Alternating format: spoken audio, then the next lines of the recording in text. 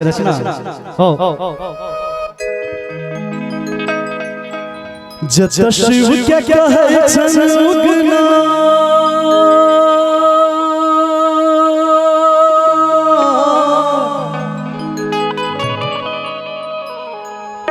जत शिव क्या क्या है छनगना और बहुनारम के हम गर्व गुणन करें हम छिछला धाम के प्रेम से बोलो मिथिला धाम की जत शिव क्या क्या है छनगना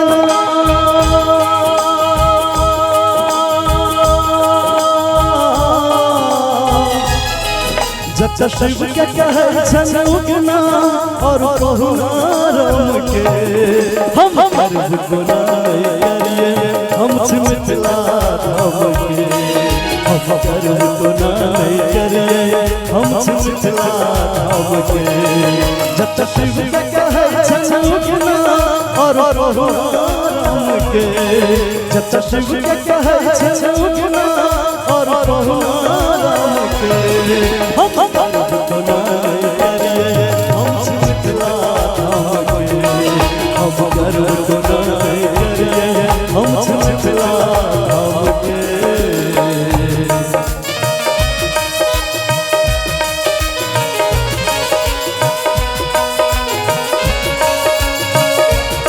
क्या बात है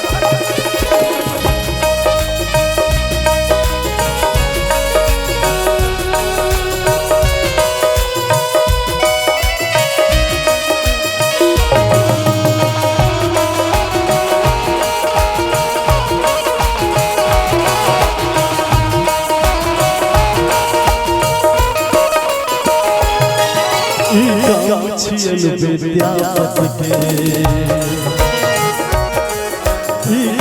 छियन विद्यापति के कभी कोई कहो कहावत के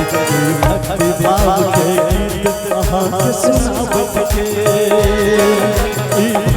धतूर गावत के उगना उगना पुकारत के उगना नाम लगे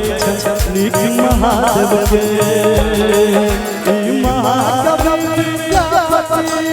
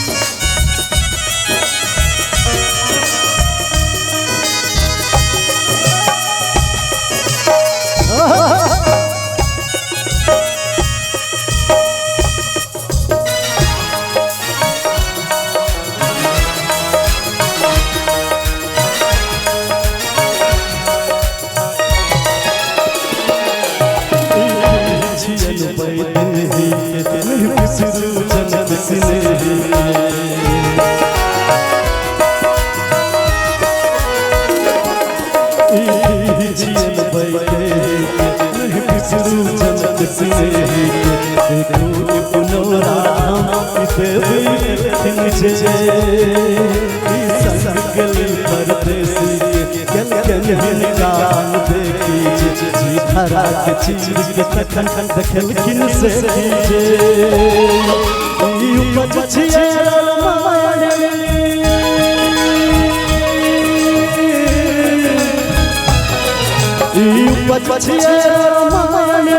जनकपुर धाम के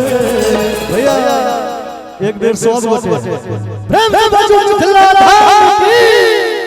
हम गर्व गुनाए करिए हम मिथिला धाम के